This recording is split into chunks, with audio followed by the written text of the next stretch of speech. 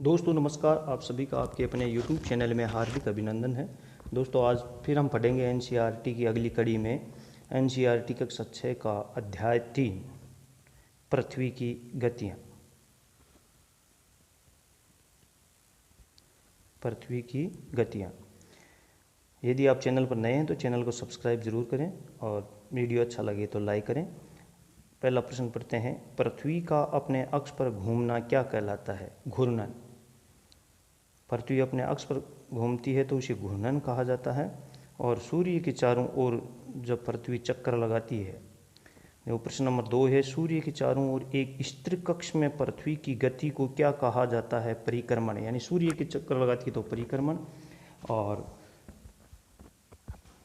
अपने अक्ष पर घूमती है उसे घूर्णन कहा जाता है। पृथ्वी अपने कक्ष की सतह से कितने डिग्री का कोण बनाती है? 66.5 डिग्री का, यानी 66.5 डिग्री पृथ्वी है वो झुकी हुई होती है।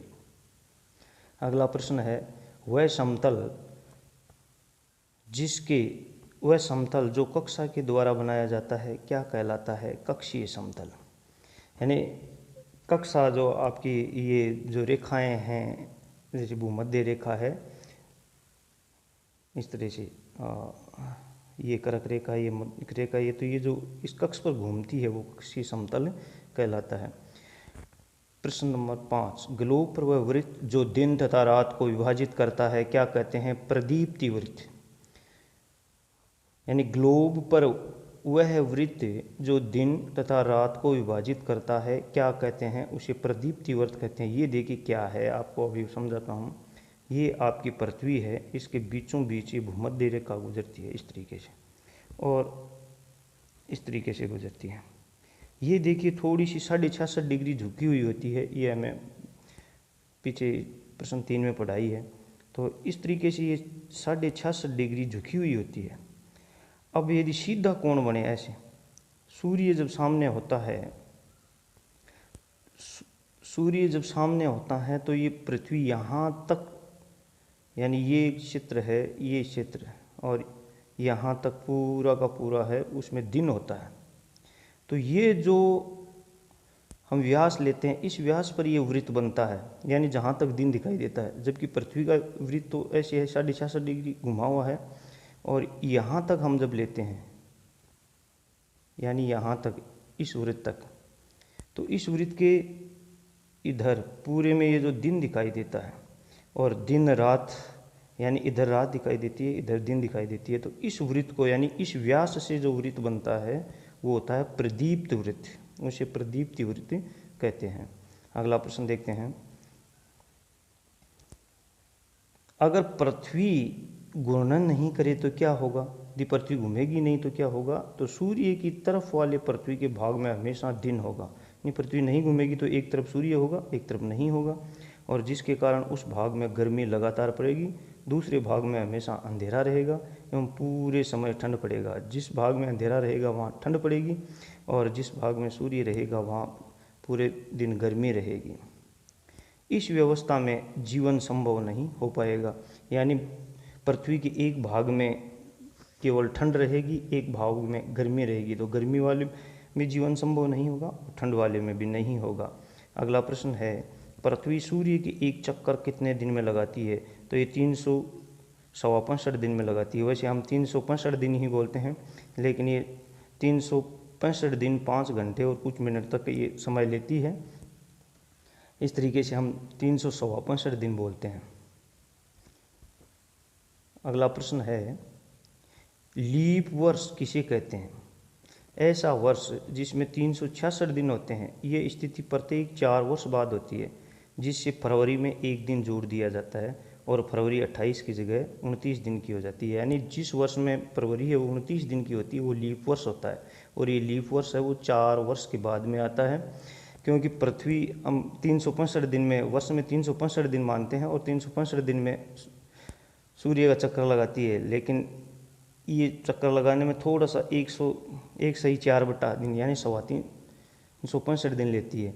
तो ये जो 1/4 दिन है वो प्रत्येक 4 दिन में एक दिन और बढ़ाकर ये फरवरी में जोड़ दिया जाता है, जिस कारण फरवरी 29 दिन की हो जाती है। प्रश्न नंबर 9 है, यह किसने बताया कि पृथ्वी गोल है और अपने अक्ष पर घूर्णन करती है? तो ये बताया प्राचीन भारतीय खगोल शास्त्री आर्यभट्ट ने। हमारे देश के प्राचीन भारतीय जो खगोल शास्त्री थे उन्होंने ये बताया था कि पृथ्वी गोल है और ये अपने अक्ष पर घूर्णन करती है, जिनको पूरे विश्व ने माना है। प्रश्न नंबर 10 है, सूर्य कर्क रेखा पर सीधा कब चमकता है? तो ये 21 जून को। इसे उत्तरी अयंतनांत कहते हैं। तो यहाँ दो प्रश्न बनते हैं। उत्तरी अयंतनांत किस किस दिन को कहा जाता है? तो 21 दिन, यानी 21 दिन सूर्य है उत्तरी गोलार्ध में होता है, कर्क रेखा पर होता है, इस कारण इसको उत्तरी अयंतनांत कहते हैं। इसी दिन सूर्य है कर्क रेखा पर सीधा चमकता है, इस कारण उत्तरी गोलार्ध में दिन बड़े, यानी इस दिन सबसे बड़ा दिन होता है उत्तरी गोलार्ध में 21 दिन, और रात सबसे छोटी होती है। सूर्य मकर रेखा पर सीधा कब चमकता है? तो सूर्य कर्क रेखा पर तो चमकता है 21 जून को, और मकर रेखा पर चमकता है 22 दिसंबर को। इसे दक्षिणी अयंतनांत कहते हैं। आपको ध्यान रखना बस 21 जून, यानी उत्तरी गोलार्ध में जब सूर्य कर्क रेखा पर चमकता है, यानी सबसे बड़ा दिन होता है, तो उस दिन उसे उत्तरी अयंतनांत कर देते हैं। और दक्षिण में मकर रेखा पर सूर्य सीधा चमकता है तो उसे दक्षिणी अयंतनांत कर देते हैं। इस दिन दक्षिण गोलार्ध में सबसे बड़ा दिन होता है और सबसे बड़ी रात होती है 22 दिसंबर को। हमारे यहाँ 22 दिसंबर को सर्दी पड़ती है, जबकि दक्षिणी गोलार्ध में 22 दिसंबर को भयंकर गर्मी पड़ती है और ये सबसे बड़ा दिन होता है। प्रश्न नंबर 12 है, सूर्य भूमध्य रेखा पर सीधा कब चमकता है? तो ये 21 मार्च और 23 सितंबर को।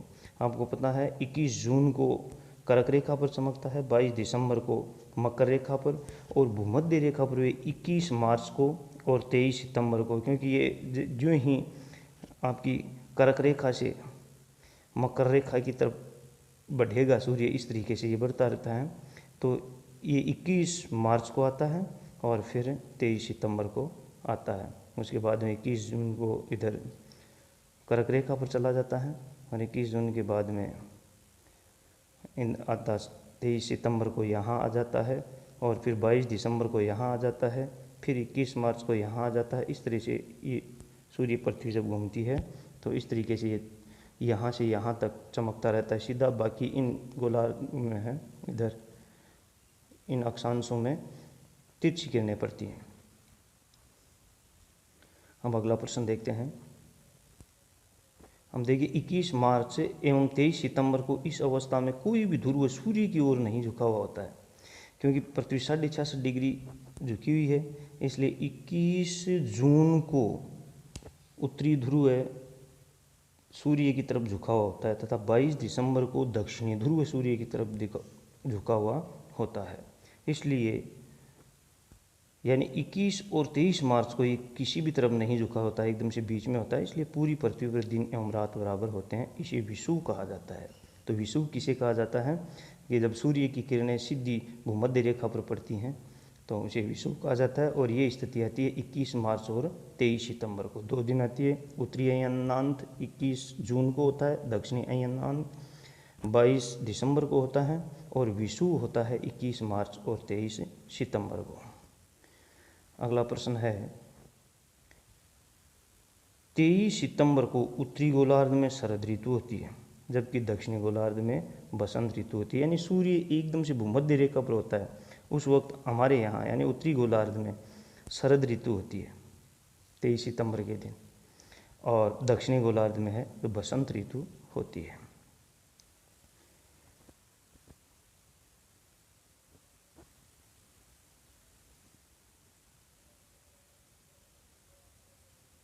अगला प्रश्न पढ़ते हैं, प्रश्न नंबर 14।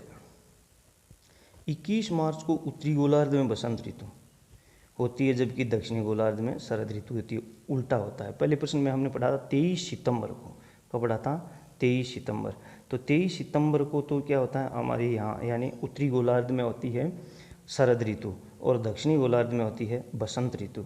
जबकि 21 मार्च को हमारे यहाँ बसंत ऋतु यानी होली के आसपास का दिन होते हैं, और दक्षिणी गोलार्ध में होती है शरद ऋतु। यानी 21 और 23 सितंबर को शरद ऋतु और बसंत ऋतु होती है। तो 21 मार्च को बसंत ऋतु होती है उत्तरी गोलार्ध में, और 23 मार्च को होती है दक्षिणी गोलार्ध में। और शरद ऋतु 23 सितंबर को उत्तरी गोलार्ध में होती है और 21 मार्च को दक्षिणी गोलार्ध में होती है। प्रश्न नंबर 15 है, पृथ्वी की घूर्णन गति के कारण क्या होता है, दिन और रात बनते हैं।